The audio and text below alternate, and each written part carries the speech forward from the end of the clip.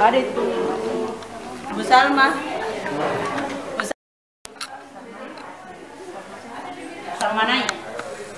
Itu mau dia. Briani. Bu Ita mana tadi? Itu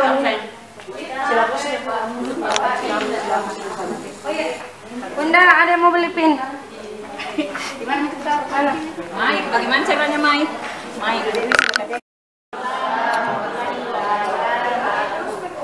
Alhamdulillahirabbil alamin. Wassalatu wassalamu ala asyrofil anbiya'i wal mursalin wa ala alihi wa ashabihi ajma'in. Amma ba'd.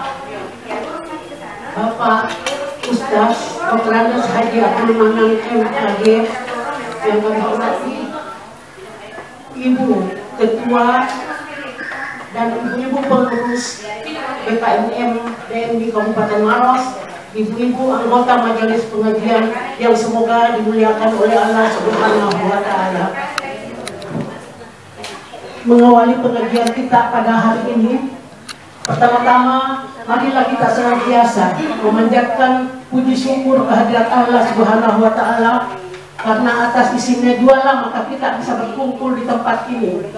Kita diberi kesehatan, kesempatan, dan tak kalah pentingnya adalah kita diberi kemauan untuk hadir di tempat ini dalam rangka menghadiri acara pengajian bulanan yang dilaksanakan oleh BKMM Kabupaten Maros.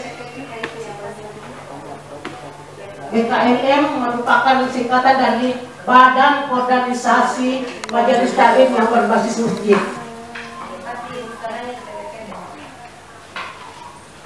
Pengajian kita pada hari ini dan bulan-bulan berikutnya merupakan salah satu program kerja dari bidang dakwah dan kader BKMM Kabupaten Maros. Dan tema pengajian kita pada hari ini adalah pentingnya ukhuwah Islamiyah untuk saling menguatkan dalam syiar Islam. Hadirin yang kami hormati,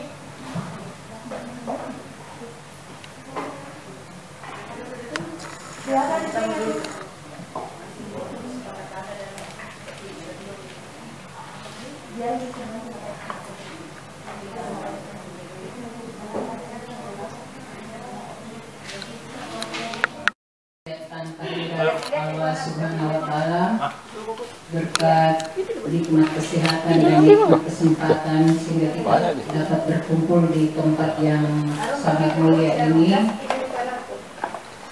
di Masjid Al-Markaz Kabupaten Maros. Salam dan selawat atas junjungan Nabi besar Muhammad Sallallahu Alaihi Wasallam beserta keluarga dan sahabat-sahabat. Pak Ustaz atas kesediaannya hadir bersama kita untuk menyatu dalam pengajian bulanan atau saya katakan tabligh akbar nantinya, karena kami mengundang juga dari MP-MP yang ada di seputaran Maros selain dari pengurus kabupaten. Cuma saya alhamdulillah sampai hari ini jumlah MT yang bergabung itu 4 ya. Besok ada 1 di Cenderangan jadi 5. Mudah-mudahan kedepannya lebih banyak lagi, tapi kami lebih utamakan kualitas daripada kuantitas ya. Daripada banyak tapi tidak bisa kita jangkau untuk membinanya, sehingga ada yang bubar diam-diam. Jadi bagi kami kualitas majelis taklim yang utama. Alhamdulillah, terima kasih banyak pula kepada ibu-ibu yang telah meluangkan waktunya di jam-jam tidur ini. Di jam-jam tidur ini, apalagi cuaca mendung-mendung begitu, tapi mensedekahkan waktunya untuk berjalan ke taklim kita ini, untuk menambah ilmu, wawasan terkait dengan ilmu keagamaan. Maaf tadi di awal acara yang mesti tilawah, tapi karena yang tadinya kita tunjuk untuk berduka ya, lagi berduka. Jadi ada beberapa teman ini tidak hadir karena memberi support di sana, membantu untuk menghibur dan sebagainya. Ini adalah kegiatan rutin dari kelak, akan menjadi kegiatan rutin bidang dakwah, ya, bidang dakwah dan pendidikan. Kemudian dirangkaikan dengan arisan, jadi program bidang ekonomi juga berjalan, dan beberapa nanti kegiatan lain akan bersinergi. Jadi saya infokan di sini juga, berhubung karena ketua dua yang tadinya Ibu Dr. Andeng Doktang itu ada sakit, stroke ringan. Jadi saya angkat Ibu Ita untuk bukan menggantikan, tetap dia juga di situ, tapi menambah agar tes, agar pekerjaan saya menjadi agak ringan gitu. Dan Ibu Ita itu membawahi bidang ekonomi, informasi dan humas serta pengembangan organisasi. Itu sekedar info supaya tidak ada yang supaya kita semua pahami itu, ya. Sekian saja mungkin singkat dari saya untuk mempersingkat waktu. Saya nanti serahkan mic kepada Ustaz. Wabillahi taufiq wal hidayah, nul wal kalami wa mayasturun. Assalamualaikum warahmatullahi wabarakatuh. Terima kasih Bu Ketua yang telah memberikan arahan kepada kita semua dalam rangka pelaksanaan kegiatan pengajian kita untuk setiap bulannya ke depan. Hadirin yang semoga dirahmati oleh Allah Subhanahu wa Ta'ala, berhubung karena Bapak Ustaz sudah berada di tengah-tengah kita, maka untuk efisiensi waktu, marilah kita mendengarkan tausiah yang akan dibawa oleh Bapak Dr. Andrews Haji Abdul Manan MAG kepada Pak Ustaz. Kami silakan.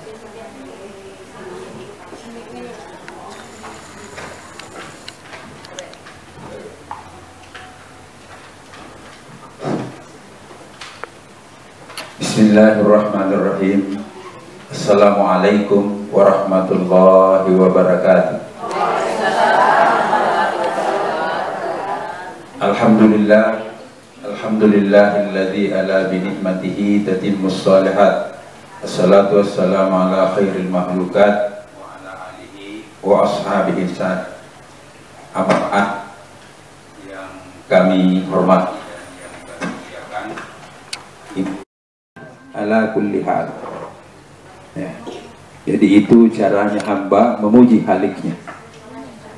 Salawat dan taslim mari kita curahkan kepada junjungan kita Nabiullah Muhammad sallallahu alaihi wasallam. Ibu-ibu, hadirin, hadirat yang kami muliakan. Jadi kita di dalam organisasi kita ini pertama menjadikan program yaitu pengajian rutin pada setiap bulan. Mudah-mudahan kegiatan ini menjadi kegiatan yang insya Allah yang merajuk persaudaraan di antara kita semua, bukan hanya anggota BKMM, bukan hanya pengurus, tapi seluruh jaringannya, seluruh umat Islam. Apa tujuan kita? Pertama tadi yang paling mudah atau yang paling rendah nilainya adalah memelihara silaturahim. Karena itu tuntunan di dalam agama kita, baik dijelaskan di dalam Al-Quran maupun di dalam hadis-hadis Rasulullah SAW, itu sudah diberi petunjuk bagaimana manfaatnya memelihara yang namanya silaturahim. Mudah-mudahan insya Allah silaturahim yang kita bangun, yang kita tunaikan setiap bulan ini bisa menjadi wasilah atau menjadi wasilah bagi kita semua untuk mendapatkan ridha Allah Subhanahu wa Ta'ala. Mudah-mudahan bisa menjadi wasilah sebentar, menjadi sebab di sisi Allah menurunkan rahmatnya dan kasih sayangnya kepada kita semua. Apalagi kita berbicara tentang muatan. Tadi Ibu Ketua sudah mengarahkan kepada kita bahwa kita sangat berharap di sini adalah kualitas. Apalagi kalau bisa juga kuantitas juga ada kualitas.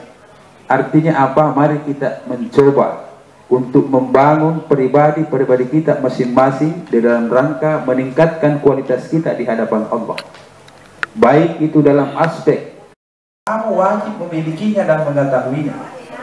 Persoalan di dalam kehidupan kita, hampir semua kitab yang mengatakan orang Islam sudah dengar, sudah tahu, tapi ketika tentang kualitasnya bagaimana di dalam pengawalan. Salah satu nanti indikatornya bagi kita yaitu pertama tentang pemahaman terhadap apa yang wajib untuk kita dipahami di dalam agama. Iya, apa? Sepersoalan iman. Di sini di kurikulum kita pertama itu syahadat. Bagaimana memahami tentang dua kalimat syahadat? Kalimat tauhid, apanya yang mau dipahami? Saya berikan contoh ini bahasa anak-anak istilahnya. Bahasa pasaran. Kalau saya mengatakan apa artinya asyhadu an la ilaha illallah wa asyhadu anna muhammadar rasulullah. Agak betul. Itu bahasa Indonesia. Biar anak TK anak tahu tuh. Ya. Ya, bahasa pasaran biar anak TK tahu. Iya. Iya, sama. Itu yang sesempat. Tapi bagaimana tadi memahami tentang syahadat itu?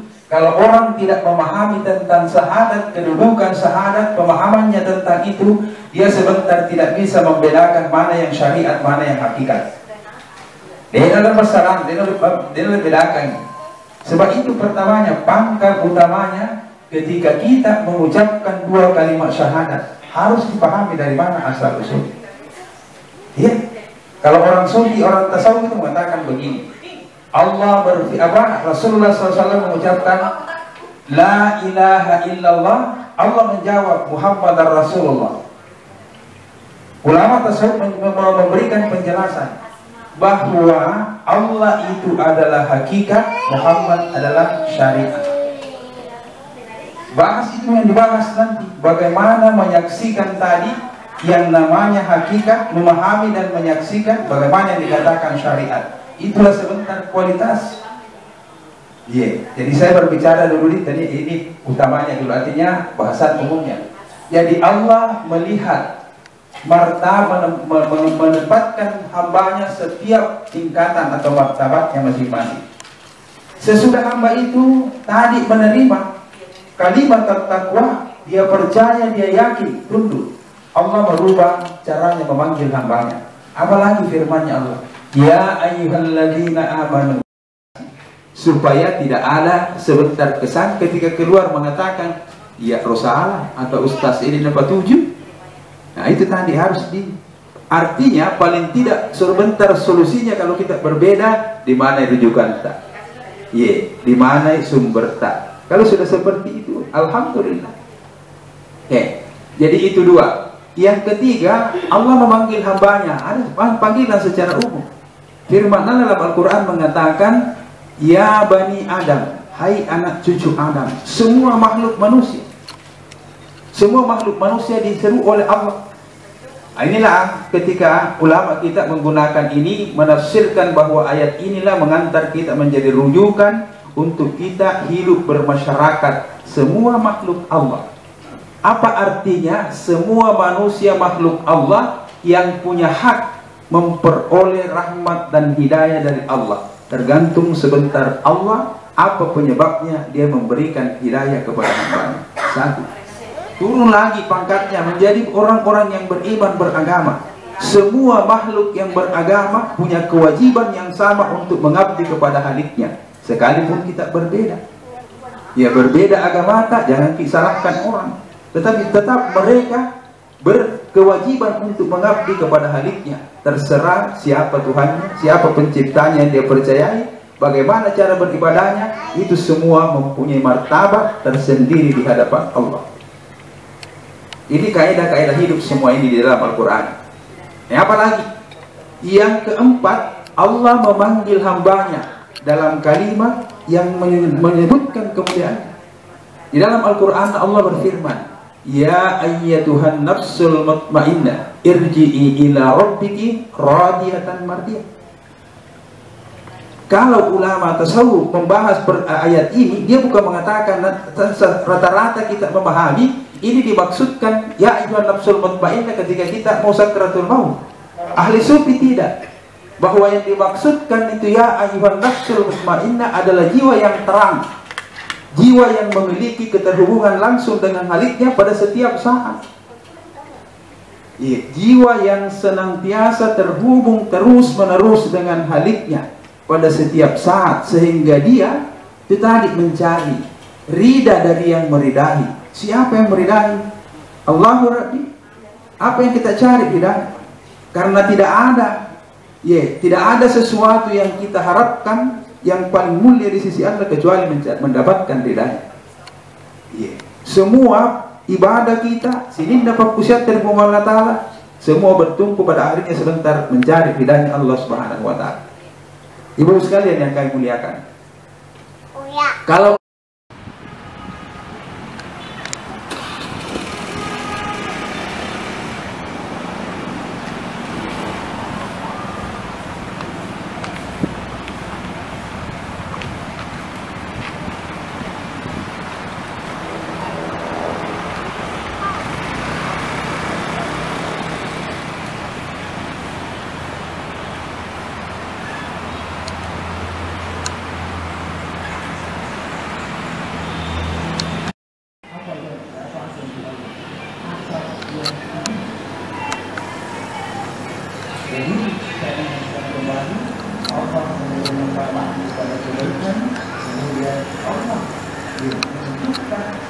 jadi seperti tadi terkait dengan syahadat kita. Kemudian secara luas lagi saya tambahkan satu perkara, bahwa di dalam Al-Quran ini ayat oleh ulama kita termasuk Imam Syafi'i, Imam Al-Qurtubi menjelaskan tentang kedudukan ayat ini, betapa penting untuk kita pahami. Bahkan Imam Syafi'i mengatakan jika sekiranya Allah tidak menurunkan Al-Quran yang 30 juz, cukup satu surah ini kalau diamalkan insya Allah akan menjamin kita untuk mencapai ke tujuan hidup kita. Surah apa itu? Karena misalnya bukan Al-Fatihah, yaitu surah apa sering Al-Asfar. Imam Syafi'i itu mengatakan jika sekiranya Allah tidak menurunkan ayat selain ayat ini, cukup dengan ayat ini dia akan bisa mengantarkan kita mencapai kemaslahatan hidup, tujuan hidup kita. Tapi tolong diulang apa di situ? Illal ladzina amanu 1 wa amilus salihat 2. Wa amilus salihat beramal saleh. Apa lagi? Wa tawasau bil haq. Jadi mana yang kena? Jadi sebentar ini saya ceramah sudah didosi wajib pada itu korban. Apalagi watawasau bil haqqi watawasau bis sabr. Itu di perangkat hidup manusia. Kalau ini sanggup diboleh kita jadikan berdiam di dalam diri hati kita masih. Kalau orang tarekat mengatakan pas sumpah dari Allah Taala, pak kusiata pateteta. Biasanya pas sumpah menurut ulama tasawuf itu berlangsung terus. Yang mengatakan satu kali 24 jam. Termasuk sebentar sedekah, tapi sumbernya dulu. Yang kedua tadi, apa itu? Pakusiang, 3 pakusiang, yang narudendre engkai kewajiban sunnah, yang pemula, semua yang diwajibkan, mulai salat, puasa, zakat, haji kita, itu pakusiang, lori Allah Ta'ala. Kemudian disambah sunnahnya. Engkau pateteng, menurut al-Mutareka ya. 3 pateteng, kita mengabdi kepada agama Allah. Iurusu ya tanda pung Allah Ta'ala, itu pateteng di agama. Iurusu agama pung Allah Ta'ala, diurusi masjid na pung Allah Ta'ala, itu pateteng di agama. Itu semua pengabdian kita kepada Allah. Kedua apa lagi? Itu ayat tadi.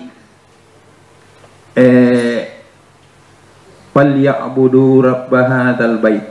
Sampai puamu yang sembahlah Allah pemilik rumah ini. Jadi itu tadi ulama tarekat mengatakan pengamalannya itu tadi adalah dalam bentuk Ya, pas sompa, pak kusian dengan pak teteng.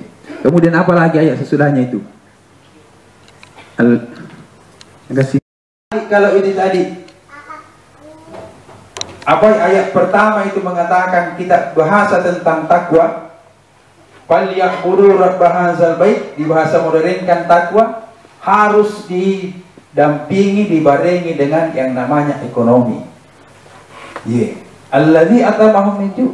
Sebab kalau ini yang morak-marik susah. Kan ada hadisnya Nabi, kadal fakru ayyakuna kufran. Kefakiran itu bisa membuat orang kafir, bisa membuat orang kufur. Dan sederhana contohnya, Bu. Mau Pak Kiai nak ke Maluku tidak bisa khusus salatnya. Iya. Bangun pagi-pagi khusus sekali salat. Begitu pagi-pagi anaknya minta tak doi. Di sana dek doi na dega. Minta sama ibu na senghe, capu nih. Dega juga na boleh. Jadi itu tadi perlu. Jadi kalau ada kegiatan ekonomi, alhamdulillah itu perintah syariah. Jadi tidak apa-apa diajarkan itu tadi orang berekonomi. Iya. Jemaah haji saja kalau pergi berkadangkan dilarangkah? Tidak. Kenapa? Karena itu tadi agama mensyariatkan. Artinya apa? Sekali hebat apapun ketakwaannya orang, kalau morak-marik ekonominya, jangan harap bisa bahagia. Tetapi yang namanya ketakwaan harus dia mengikat itu tadi, meliputi atau menyeliputi yang namanya praktek daripada ekonomi. Sebab kapan tidak kita menyelimuti dengan takwa, ya nasabah namanya koruptorna negara hata. Iya, sugi mana? Adakah orang miskin korupsi? Dega aga. Torong pumanang uluna, torong kantona, mainga duit.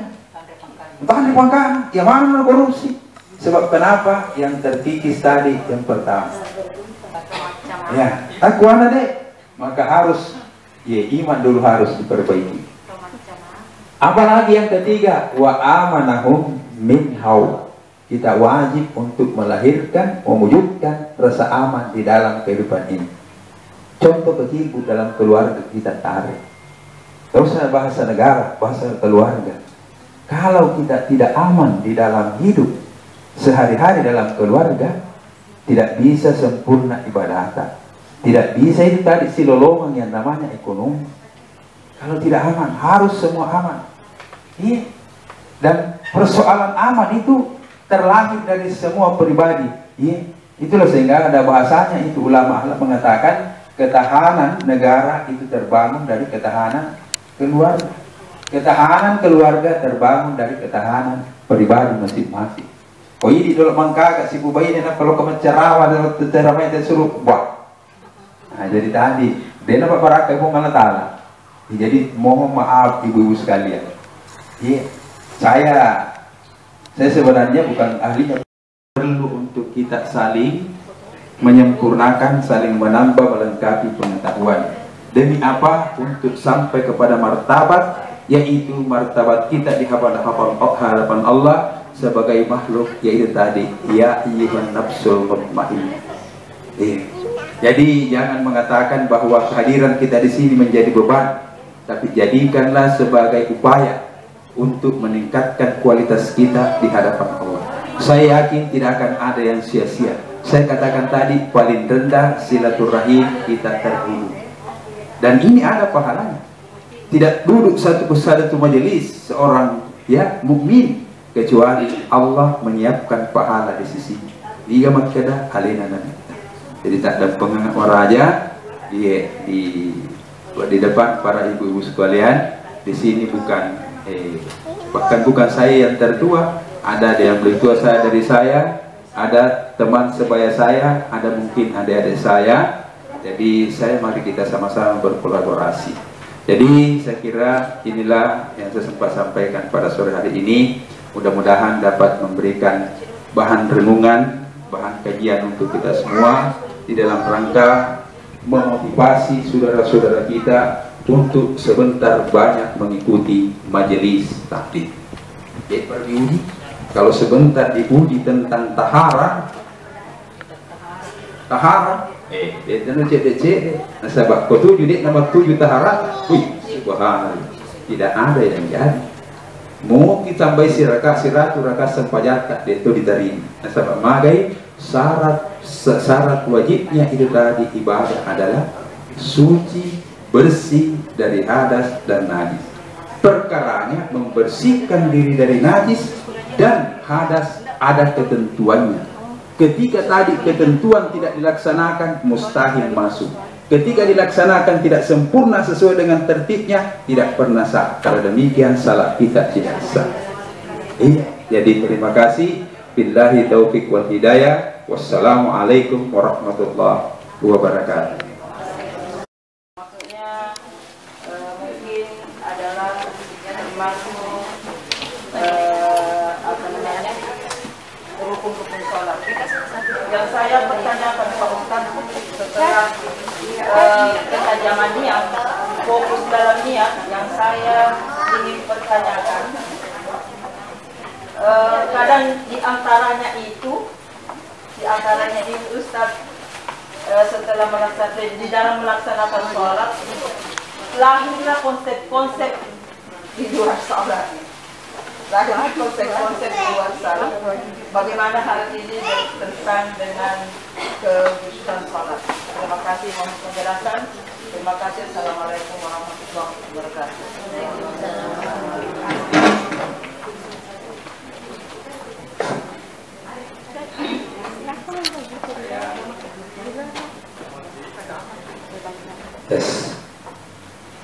Ya, Ibu tadi saya sampaikan bahwa saya ini memberikan materi bukan berceramah, bukan seperti saya menggurui. Jadi boleh terjadi Nabi itu pernah ditanya sama Jibril.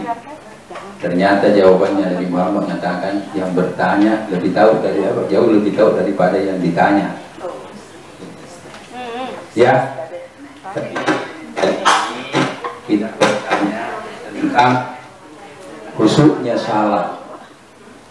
Kalau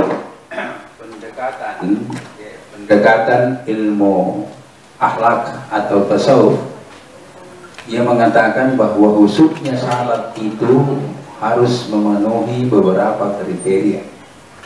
Jadi yang pertama tadi harus sempurna yang namanya rukun salat. Jadi panjang ini itu panjang sedikit biasanya ini. Rukun salat itu ada 3. Yang pertama dinamai rukun kalbiyah. Rukun kalbi itu terdiri lagi dari 2. Itu tadi niat dan tertib. Yang kedua rukun qauliyah yang terdiri dari 5 komponen. Jadi mulai tadi takbir, kemudian membaca Fatihah,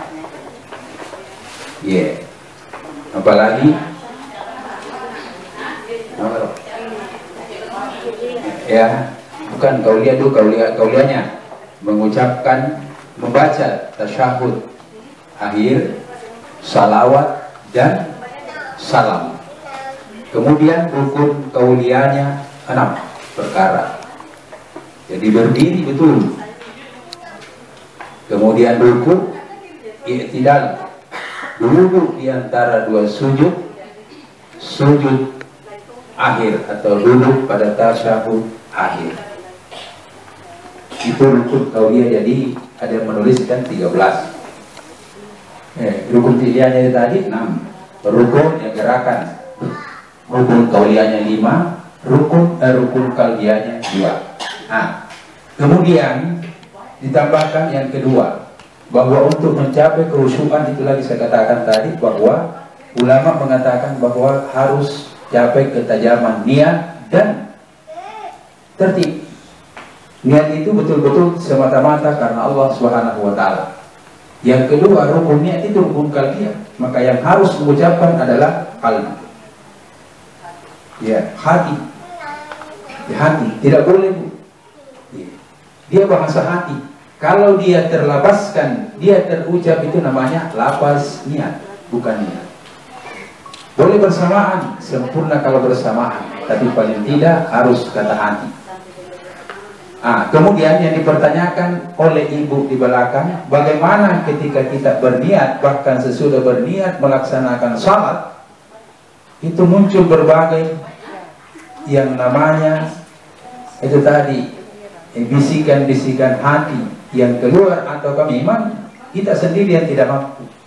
Jadi mohon maaf, perdana saya memberikan contoh tentang pandangan akhlak dan tasawuf, sehingga kita mengatakan barangkali berat. Saya cuma memancing ibu sekalian untuk memahami dengan baik, supaya perlu untuk belajar. Jadi yang dimaksud dengan ketajaman niat dan tertib, jadi tertib itu bahasa umumnya berurutan, artinya akan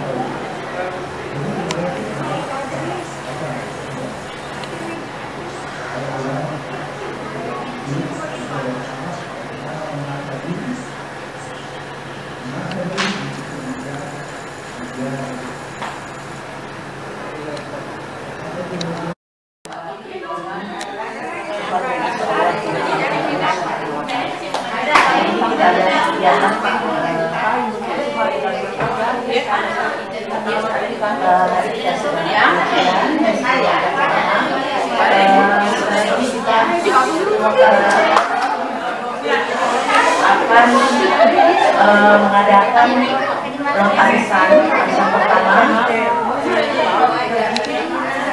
BKM pada berbagai mahasiswa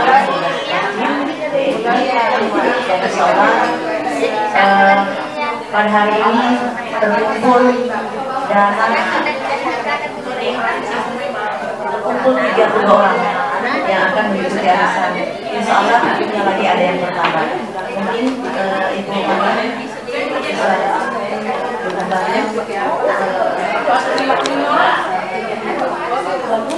jadi bagaimana ini Ibu Ketua KB? Sampai Ibu Ketua sekarang ada 32 orang yang sudah bayar. Sementara ada yang 11, kalau sampai 10 orang itu tambahan, kita Pak kelompok. Jadi 32 orang ini dijadikan 3 kelompok. Jadi 10, 11. Ya, gitu ya. Karena lama sekali. Baik. Kali ini diputuskan, insya Allah hari ini diputuskan kita 30 orang dan pilot 3 kali, berarti ada yang 10 ada yang 11 ya. Ya. Mungkin sudah bisa dimulai. Sebutkan mungkin namanya satu-satu. Oh ya, sebutkan. Oh, bidang apa Ki? Bidang apa Ki? Rahma Sakur. Rahma. Bidang apa supaya langsung dapat? Bidang pengembangan organisasi. Rahmawati.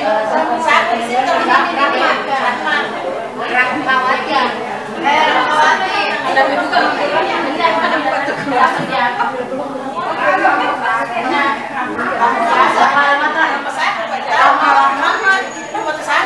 Oh, Rahmawati Rahman. Oh, bukan Rahman. Ada Rahman di sini. Oh iya.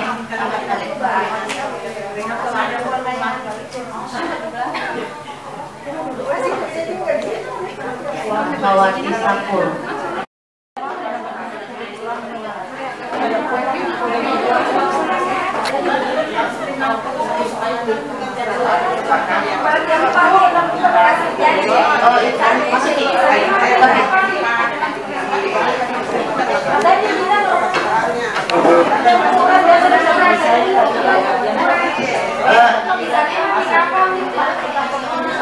Ya, ini ada tambahan lagi, jadi 34 ya.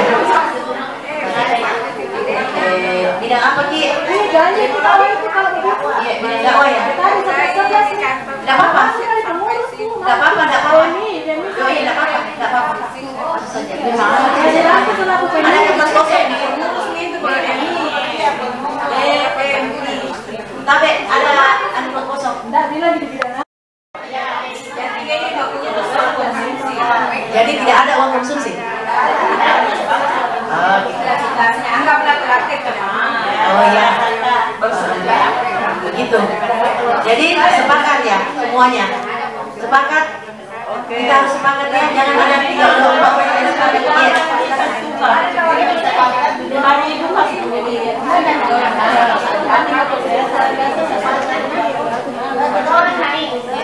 orang naik.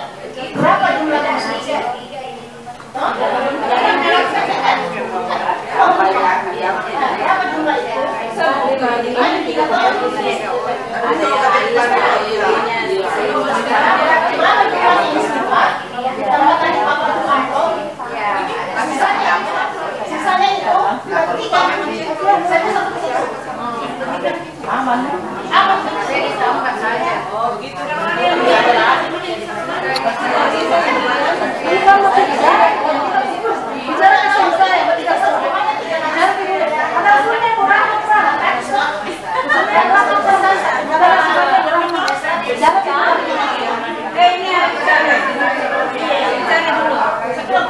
Mohon perhatian untuk ibu-ibu, perhatiannya dulu, diharap tenang dulu karena ada teman-teman yang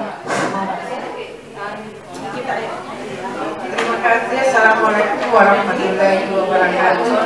Sebelumnya saya perkenalkan diri dulu, walaupun sudah banyak yang kenal saya. Saya Rahmawati, penyuluh agama Kecamatan Murtoa.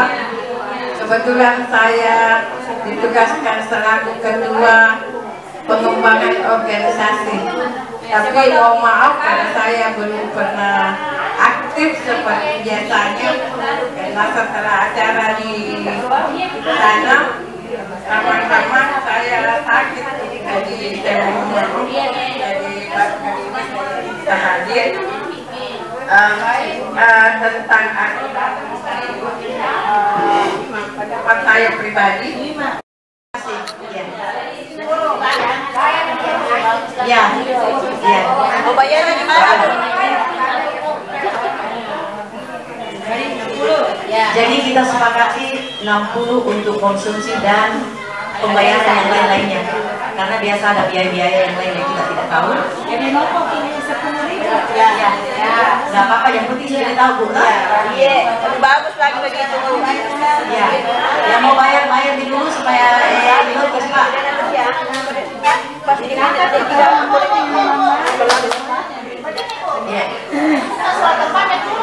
Sudah itu sudah. Sudah disepakati nih 10.000. Iya. Iya. Jadi kita sudah sepakati 10.000 ya. Oke, 10.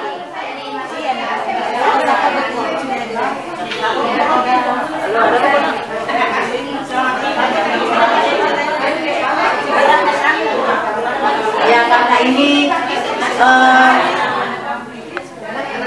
hari ini konsumsi kita dibantu oleh ibu tua sehingga mungkin berikutnya kita pakai uang dari bukan ini kan ada konsumsi arisan. Ya, kalau tidak langsung banyak yang menggunakan jangan. Jadi Mabe, hari ini Ibu Ketua menyumbang kita konsumsi untuk arisan pertama, yang berikutnya konsumsi itu kita isikan di arisan.